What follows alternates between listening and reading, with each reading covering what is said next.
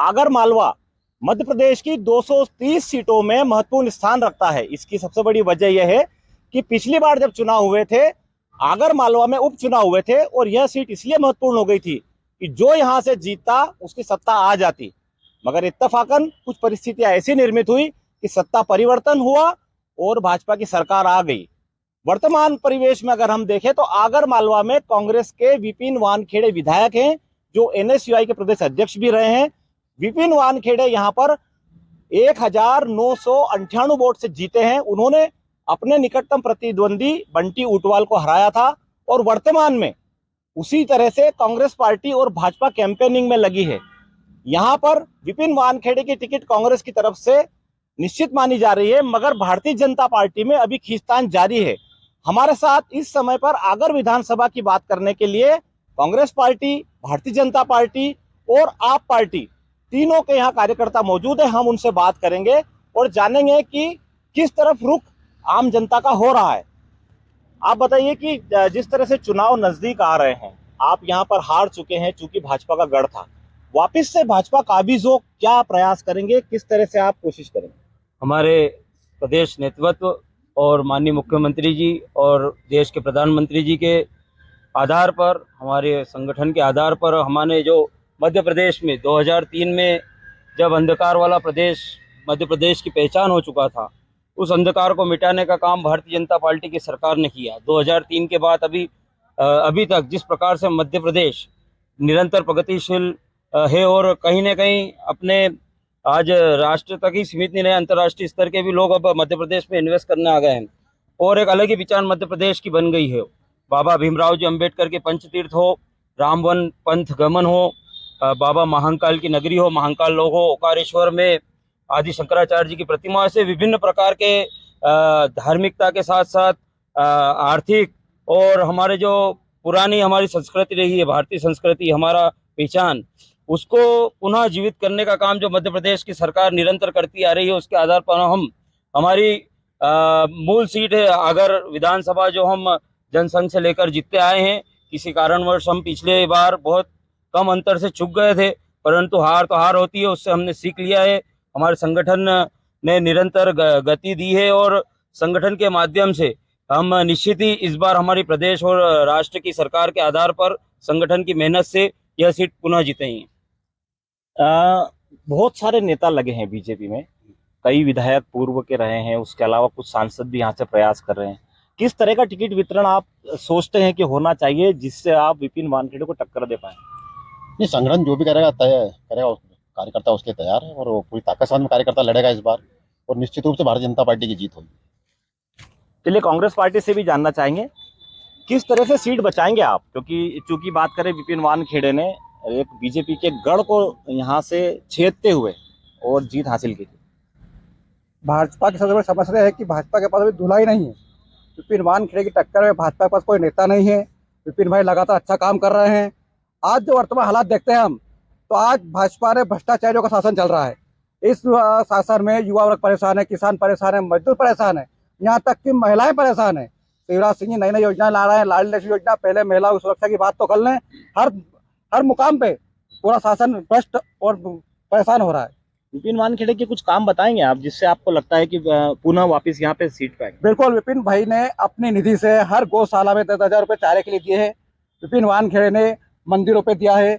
विपिन वानखेड़े निरंतर हर गांव, हर तहसील का दौरा कर रहे हैं और जो भी समस्या है वो लड़ाई लड़ रहे हैं। हर किसान की लड़ाई लड़ रहे हैं, मजदूरों की लड़ाई लड़ रहे हैं। मैं समझता हूँ विपिन भाई से अच्छा विधायक ना कभी आकर मिला था और ना मिलेगा। देखिए, विपिन जी से ज्यादा अच्छा विधायक नहीं मिला था, ये मानना है कांग्रेस का। आम आदमी पार्टी भी बड़े जोरों से मध्य प्रदेश चुनाव में लगी है। जिस तरह से हम देखें, केजरीवाल के दौरे लगातार मध्य प्रदेश में हो रहे हैं और जहां तक हम आम आदमी की बात करें तो वो 230 जो सीटें हैं सभी पे अपने कैंडिडेट उतारने की बात कर रही है। यहाँ पर भी हमारे साथ आम आदमी पार्टी के जिला अध्यक्ष है। किस तरह से आपकी रणनीति रहेगी मध्य प्रदेश में? और बात करें आगर की, खास हम आगर में जीत को लेकर कितना आश्वस्त हैं? सर, मैं ये बताना चाहता हूँ कि मध्य प्रदेश के जो मुख्यमंत्री है शिवराज सिंह चौहान ने पूरे मध्य प्रदेश को कर्जे में ला दिया है। आगर जो सीट है किसान बाहुल्य सीट है। इस किसान बाहुल्य सीट पे किसानों के 19-20 के मुआवजे अभी तक नहीं मिले हैं, बीमे नहीं मिले हैं। किसानों की जो तीसरी किस्त बीमे की आज तक नहीं मिली है। बिजली के बिल के लिए लोगों के ट्रैक्टर मोटरसाइकिल जब्त किए जा रहे हैं। अब ये कह रहे हैं कि शिवराज सिंह जी ने देश में नाम कर दिया, तो जब यहाँ के नागरिकों को एक बिजली के कुछ दामों को भरने के लिए अगर उसके ट्रैक्टर और मोटरसाइकिल जब्त करके उनको जेल में डाला जा रहा है, तो मुझे तो नहीं लगता कि भारतीय जनता पार्टी जीतेगी। लेकिन ये इस दम पे कह रहे हैं कि ये क्या करते हैं, हर जब चुनाव आता है तो ये धर्म और संस्कृति को चुनाव के बीच में लाते हैं। लेकिन आम आदमी पार्टी विकास के मुद्दे पर चुनाव लड़ती है, अच्छे स्कूल बनाएगी, अच्छे अस्पताल बनाएगी, बिजली 300 यूनिट फ्री करेगी। हम लोगों से जुड़े मुद्दे पर चुनाव लड़ते हैं। और निश्चित ही अब आगर विधानसभा चुनाव नहीं लड़ेगी, आगर विधानसभा की जनता चुनाव लड़कर भारतीय जनता पार्टी को, जिस तरह से हम बात करें, देश का नेतृत्व है, प्रधानमंत्री नरेंद्र मोदी हैं, वो केजरीवाल पर हमेशा निशाना साधते रहते हैं कि मुफ्त की रेवड़ी बांटना बंद करें। क्या लगता है कि इस तरह से क्या डेवलपमेंट होगा? मैं आपको बताता हूँ भाई साहब, ये मुफ्त नहीं है, ये प्रीपेड है। जैसे मोबाइल में बैलेंस डलवाते हैं और पूरे महीना बात करते हैं। जब हर नागरिक सुबह पेस्ट करता है तो टैक्स देता है, मोबाइल में बैलेंस डलवाता है टैक्स देता है, पंखे चलाता है बिजली को टैक्स देता है। जब हर व्यक्ति सुबह से शाम तक सैकड़ों रुपए का टैक्स देता है, तो फिर हम उसे बिजली बेचे क्यों? कुछ यूनिट तो उसके आम, जब वो टैक्स देता है तो उसके लिए भी तो कुछ चीज़ें दी जाना चाहिए। अगर व्यक्ति की आम जरूरतों को भी सरकार पूरी नहीं कर सकती, तो जो राज्य के जो नीति निर्देशक तत्व है उनका कैसे पालन होगा? आदरणीय प्रधानमंत्री जी मोदी जी कुछ फ्री नहीं देते हैं, सब पैसे से लुटाते हैं। चलिए डेवलपमेंट की बात कर रहे हैं कि हम साथ में रहेंगे, डेवलपमेंट होगा और इसी तरह से विकास होगा। क्या मुद्दे युवाओं के रहेंगे आगर में? आपको क्या लगता है, आगर में आप युवा हैं, युवाओं के साथ कौन सी पार्टी काम कर रही है और किस तरह से यहाँ पर चुनाव के आगामी परिणाम होंगे? युवाओं के साथ भारतीय जनता पार्टी काम कर रही है। युवाओं की शिक्षा के लिए भी भारतीय जनता पार्टी ने अनेक नीतियाँ बनाई हैं जो युवाओं के साथ हैं। एवं अभी रोजगार के लिए तो संघर्ष चल रहा है भोपाल में युवाओं के लिए। रोजगार भी काफ़ी भारतीय जनता पार्टी ने निकाले हैं। वो तो विपक्ष का कहना रहता है कि किया कुछ नहीं है। भारतीय जनता पार्टी ने जितना काम किया विपक्ष आज तक गिना नहीं सकता हो जो काम भारतीय जनता पार्टी ने किए हैं। देखिए बात करें कि युवा जो हैं वो कई युवा भोपाल में धरना दे रहे हैं, मगर भारतीय जनता पार्टी इस तरह की बात कर रही है कि युवाओं को रोजगार यहाँ पर दे रहे हैं। आप मुझे बताइए कि विपिन वानखेड़े आपके नेता हैं, क्या मुद्दे हैं वो जीतेंगे इस बार फिर से चुनाव? देखो 20 साल से आगर विधानसभा में भारतीय जनता पार्टी का विधायक रहा है। एक उगता सूरज विधायक हमारे विपिन वानखेड़े जो आए हैं और उन्होंने विकास की लहर लहराई है इधर, और आपके सामने वो जीत की ओर अग्रसर बढ़े हैं। और इस बार भी कोई ऐसा उम्मीदवार इनके पास है नहीं जो विपिन वानखेड़े को मात दे। विपिन वानखेड़े के काम बताइए, क्या जनता के लिए काम किए हैं? कैंडिडेट छोड़िए भाजपा का, विपिन वानखेड़े किस अगर विधानसभा की बात नहीं करूँगा, मैं मेरे गांव की बात करूंगा। मेरे ग्राम पंचायत सुदवास में विकास की लहर लहरा रही है। पहले सांसद ग्राउंड था, वो उसमें सांसद जी ने उनको उस गांव को गोद से नहीं उतारा, और आज आप सुदवास में जाके देख सकते हैं विकास की लहर लहरा रही है और सुदवास प्रगति की ओर बढ़ रहा है। आपको, आप आम आदमी पार्टी बताइए, आपके भी यहाँ कैंडिडेट खड़े होंगे। मैं भारतीय जनता पार्टी और कांग्रेस, इन दोनों में से आप सबसे ज्यादा किसे ऐसा मानते हैं जो आपको प्रतिद्वंदी आपको लगता है प्रतिद्वंदी रहेंगे आम आदमी पार्टी? भाई मैं आम आदमी पार्टी का हूँ और रहूँगा, और मैं ये कहना चाहूँगा कि 4 महीने से मेरे को इतने आंसू बहाना पड़ रहा है इन पार्टियों के वजह से कि मैं ठेला चालक हूँ। मतलब ठेले वाले अभी भी भगा रहे हैं, अभी वर्तमान में भगा रहे हैं। तो मेरा ये कहना है भाई, जो आम ये जनता पार्टी, कौन भगा रहा है ठेले वाले? मैं बता रहा हूँ नहीं, जैसे जनता पार्टी के सदस्य हैं या कांग्रेस पार्टी के, अभी 1 मिनट, ये दोनों पार्टियां सत्ता में है।